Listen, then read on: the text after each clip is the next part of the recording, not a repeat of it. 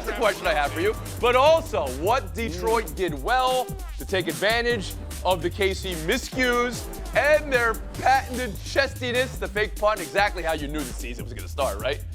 But the win wasn't. I had 7 of 8 panelists pick KC before the game.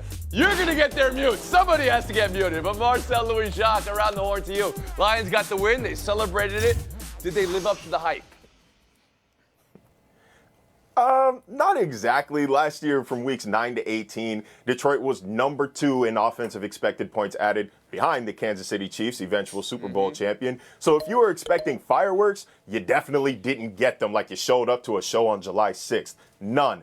5 of 15 on third down, 3.5 yards per carry on the ground despite the superior offensive line. But you know the only stat that matters, Tony, at the risk of sounding like a head coach myself, the win. It was a one-score game in Arrowhead against the Kansas City Chiefs, and number 15 was active. And as long as 15 is active, that team has a shot. So were they living up to the hype?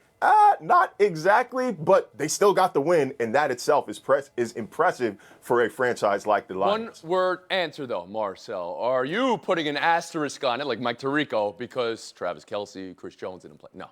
Okay. That was a one-shake answer.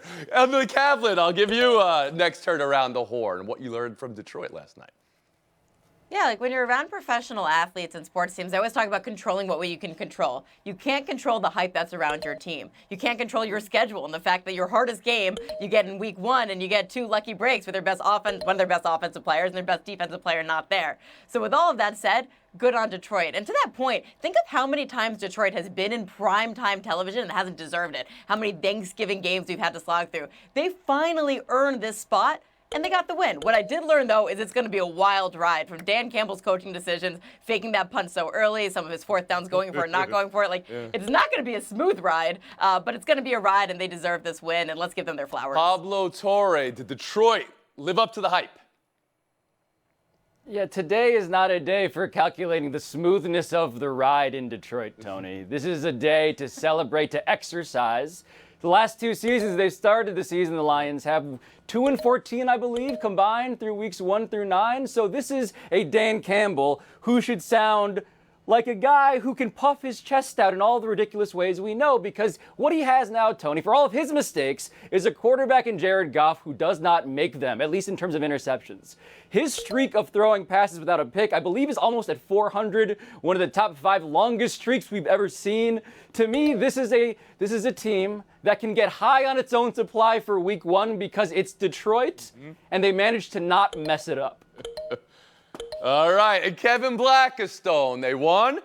They talked it up afterwards and celebrated. Did they live up to the hype? Absolutely lived up to the hype. I mean, let's give the Detroit Lions some credit here. They walked into not just the Kansas City house, but they walked into the Super Bowl champion Kansas City house, and they beat Mahomes in his joint. And they made him look pedestrian in the second half of that game, no matter who he had available to throw to. This is also a team that I think Marcel alluded to and Pablo alluded to, started 1-6 last year. They won 8 of their last 10 games, so they now won 9 of their last 11 games. They are building somewhat of a winning culture there. The free agent that they went out to get, CJ, in the defensive backfield, had a couple of pass breakups and a couple of big hits. The rookie who they drafted into the defensive backfield made the biggest play of the game when the ball miraculously wound up in his hands and he was able to race into the end zone. So give the Detroit Lions their due in this first All right, week, so please. Nobody's putting an asterisk on it, even though it was without 2 players for KC, 21 points and only 14 of them from the offense. All right, drop everything. We're going to talk KC now. Kadarius Toney, the drop into a pick 6 was like a handoff. Kadarius Toney, the drop, what could have been a go-ahead touchdown earlier in the third down play. That was another one. Kadarius Toney, a drop. That would have been the game-winning field goal. But going back, no Kelce, no Jones. Their absence cost KC the season-opening win. Pablo Torre, around the horn to you on what KC needs to think about at 0-1. Yeah, what they're thinking about now is that even the greatest magician of all time needs assistance. And Kadarius Toney is the kind of magician's assistant who gets David Blaine decapitated. Like, that, I think, was the worst skill player performance possible, Tony. What you didn't show were the other drops, it was just, credit to him. We waited till the B block to mention Kadarius Toney's name, but this is a massive problem. Deus ex Mahomes at the end of games has always been the solution, even when the Chiefs are really, really good. And now, this is the big difference, right? We call him the Steph Curry of the NFL. In the NBA, Steph Curry does not need the basket to catch his shots. You need someone to not mess it up when it's right there for you. And that is going to be the undoing of this team, even if Mahomes is, in fact, the greatest of all time. So you are talking about an undoing of this team as presently constituted. Kevin, I turn to you. Kelce's Getting still Travis hurt, Kelce back, does that fix everything? Or what should Kansas City be thinking about 0-1? Well, I think it'll fix a little bit of something because in the second half, it seemed like Detroit went to a little bit more zone coverage, and maybe that changed some things up, which is not something they could necessarily do if Kelce was on the field. But I know this is overreaction, but let's not do that. These guys will be fine. I will guarantee you that Tony will never have a game like that the rest of his life, even though he'll be in uniform and he'll be on the field and they'll throw some passes to him. That was just an aberration. But they're not only missing those guys, they're also missing their OC. So you got another OC, a new OC in there for the first time. Not to say that contributes to guys not being able to catch footballs, but who knows? They will be Marcel, absolutely where fine. should the champs' heads be at 0-1 right now? Relax. It's week 1. This looked like September football to me, specifically Thursday football. And in defense of Kadarius Toney here, he actually tied a franchise record for drops under Patrick Mahomes. You know who he tied it with? Travis Kelce. Drops happen. That's not something that you can count on continuing to happen. It's more of an aberration. And what I did kind of learn about the Chiefs last night, though, after last season, I was willing to give them the benefit of the doubt. They traded Tyreek Hill. They didn't miss a beat. They won the Super Bowl. I said, this man can get it done with me on the field. It doesn't really matter. I think it matters just a little bit. It turns out that the most talented quarterback ever Let's extend the sentence just a little bit. You cover the NFL. You know this trade deadline is going to be more active than maybe previous at the wide receivers position specifically. All right, Mike Evans, Cooper Kupp, those are names we just heard in the last week maybe being available. Does KC need to make a move at wide receiver, Marcel? I think that it would be well worth whatever price they pay. You maximize your Super Bowl windows when you've got it. And as long as 15 is playing, I know I've said it before, that Super Bowl window is open. Go after Mike Evans. You're not in the same conference as Tampa Bay. They're willing to make a move. Go after Cooper Kupp. Just see kick the tires. Why not? I'll turn to you with that same question. Man, another Tony almost dropping the ball. Thanks for coming to me last. Just to Marcel's point, let's reframe this for a second. They got rid of Tyreek Hill and still won a Super Bowl. This is a team that once went an entire season without one of their wide receivers catching a touchdown pass. If anyone can do it, it's Patrick Mahomes. I don't understand, though, why you look at the New York Giants wide receiver room last year and it's like, yeah, we can go do it with those guys. So, yeah, they probably could use some help. What they also use some help with, though, is the run game because outside of Patrick Mahomes scrambling, that was a huge weakness for them. They could have got that going and get some offense as well.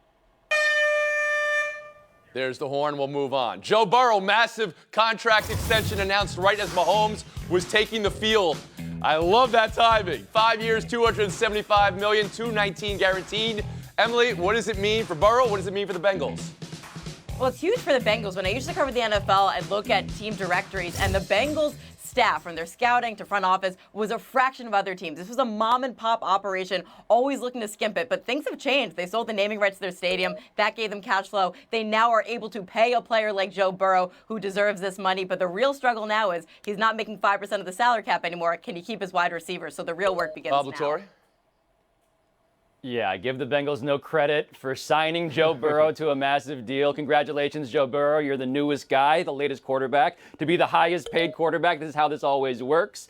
Just be glad that he's in good health right now, Tony. That's the headline here. He's going to be playing, and he's now extremely rich. Maybe. What a representative for the city of Cincinnati. What a representative for that franchise. You talk about a guy being healthy. Here's a guy who came back from an ACL, right, and still carried his team to new heights. They'll be able to keep Jamar Chase. They may not be able to keep everybody else, but this team is built for the future. Great for them. And Marcel, you cover the sport, like we said. The timing of this news to right when Mahomes was taking the field. Was that something or nothing? We love ourselves a Thursday night news dump. Shout out Ben Baby for covering it flawlessly. But in terms of the Cincinnati Bengals, great, you paid a quarterback. you're also one of 2 NFL teams without a permanent indoor facility. So let's keep spending that money maybe and let him practice indoors and away from the elements. This is normal behavior for quarterbacks and really any position players. I'm looking ahead next year. Tua, Trevor Lawrence, are any of them going to break this next? I know their agents are saying absolutely. Bengals open the season against Cleveland. Anyone know Burrow's career record versus the Browns? Anyone? Not good, Bob. Not good. 1-4, not 0-4, Kevin. 1-4. That's kind of surprising. Right. Give me your picks for the AFC North right now, Emily Kaplan. I like the Ravens. It's Lamar's year. Marcel Louis-Jacques. Love the Ravens. New OC, new receivers. Kevin Blackistone. The defending champs from the last 2 seasons, the Bengals. Pablo Torre. Yeah, the Bengals, at the risk of agreeing with Blackistone. Buy or sell next. I like agreeing with Marcel. It makes me smart. Professor. 2 decades. Well, I'm going to give you the record. Half of them have missed the playoffs the next year. So, Emily Kaplan, expectations for the Philadelphia Eagles. Could they be higher this year or lower? Higher. I don't know if there's a team that's better positioned for success for the next 5 years. They've got management, coaching. They identified the key position. Jalen Hurts is about to hit his prime. They've invested in the trenches, offense, defense. The only thing I don't like is the inevitable ego of Eagles fans. Oh, that's getting you right there. They're fans. That's what they're supposed to be. Marcel Louis-Jacques, expectations higher or lower for the Eagles this year?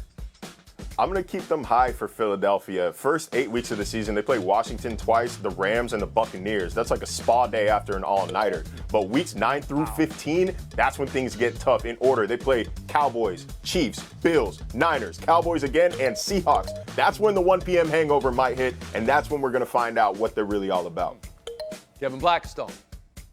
Well, Jalen Hurts got a big bag to carry around now with all that cash that he got, which is great. He's got a couple of new running backs to work with, which is great. And you know what? Getting back to what Emily mentioned, that means that all the pressure is on Jalen Hurts. Remember, he took some of the blame unnecessarily for the Super Bowl loss because of his fumble. So that's a whole lot of pressure on the Eagles, but I think that they're up to it. Pablo Torre. The only pressure on Jalen Hurts is on his butt, his unstoppable butt, the hands of his linemen pushing him into an end zone, Tony. Schematically, the Eagles are unstoppable at the goal line. Defensively, they have more sacks than anybody else. In terms of ahead of second place, they had 70 sacks. So yes, they have everything they need, these Eagles. Their So ego expectations higher. The Egos are their fly. KB, you think there's Championship. pressure on Jalen Hurts? You wouldn't say there's more pressure on Hurts than... There's more pressure on Hurts than any quarterback in the league this year. Those Really? fans, have you ever been to Philadelphia? More I'll than take you to Philadelphia. and Dak introduce you to some of Prescott, their more fans. than Josh Allen, more than Aaron Yes. Rodgers, Yes. more than Lamar I'll take Jackson. you to Philadelphia. Feels Yes. I mean, he's the one who made the Super Bowl last year. I don't know. You haven't convinced me. We'll move on. Week 1 schedule's got some wows. Bills, Jets, none of those teams have any pressure on them or quarterbacks with pressure. Cowboys, Giants, no pressure on them. 49ers, Steelers, but Chargers, Dolphins is what we focus on now. Marcel, this is your account. It's the return of Tua after 257 days away, the concussion-filled season last year. Your expectations for Tua coming off of that and for these Dolphins around the horn to you? Tony, a lot has been made about his concussions, and we called it a freak occurrence, but I don't think they were really a freak occurrence. He held onto the ball for far too long, and he didn't know how to fall properly. It wasn't a freak occurrence. It was just a perfect storm of those things. This summer, he identified the problem. He worked for the past 8 months in Brazilian Jiu-Jitsu and breakfall in order to not have that happen anymore. And I think that he successfully does it. I think he stays healthy. And this Dolphins offense is exactly what we saw last year, which is the most explosive in the NFL. I was wondering if you thought the Brazilian Jiu-Jitsu, as a reporter, worked for him. Roll tape on this play from the preseason. We saw a play like this where this is not a hit. This is when he should be in control of his own body. His head goes right into the turf here, Marcel. His face mask hits the turf, sure. I don't know if you can help that. There's no real training for that. I'd be more concerned if he hit it the other side, going the other direction. Okay. There could be concern on both ways. Kevin Blackistone. Yeah, I don't know. Forehead, the back of the head, hitting the head, it's all the same. I think the expectation for Tua this year is that they will try and keep him out of danger, and he needs to be kept out of danger. Get the ball more to Hill, get the ball more to Waddle, and Vic Fangio hopefully changing the defense to help him out as well, to try and control the game. Put a number on it for the season, Kevin Blackstone. Wins for Miami. They won 9 last year, missing him for 4 games, so at least 11, keeping him healthy. Pablo Torre. Now, this feels like a 10-win team to me, Tony. It's because of what Blackstone said at the very end. They need to rejuvenate, totally reform, renovate that defense. Bottom third of the NFL last season, that defense. The Tua conversation is real. There are concerns, but how do you stop the other team's quarterback will be the big question vexing this team. Emily Kaplan. Only Tua knows what he needed to do or what his body needed to look like to stay healthy for this season. So I like the way that he clapped back in a press conference to people in chairs like ours who are questioning otherwise. I expect a similar clapback on the field. He's got a ton of weapons around him, and I think Mike McDaniel is one of the most invigorating and exciting coaches in the NHL. NFL. Oh, He would be in the NHL. Oh, man. How many wins for Miami, Emily Kaplan? Did you put a number on? I like 10. And Marcel. I'm going 11 or 12. I'm high on this team. All right.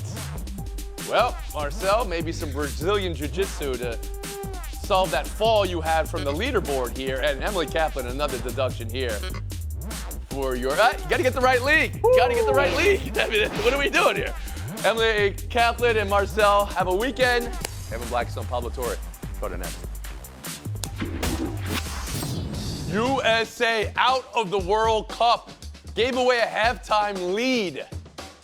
Germany 113, USA 111. This is the Edwards, Brunson, Bridges, Hart, Jackson, Jr., Reeves, Halliburton squad. Only getting to the semis. The U.S.-Canada matchup you all were waiting for now for third place. Kevin, is this a letdown or reality check?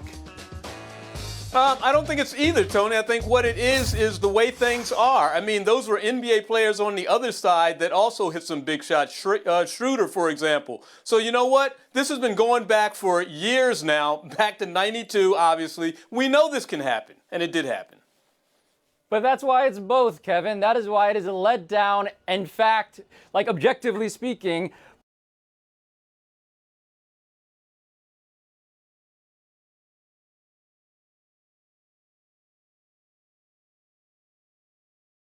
you cannot tell me that Germany's team is actually better than ours. It's not the Olympics. So follow-up question. It's not. 7th place finish this last World Cup, so now we have a chance for third place. Follow-up question, though. Was Noah Lyle used to? Dion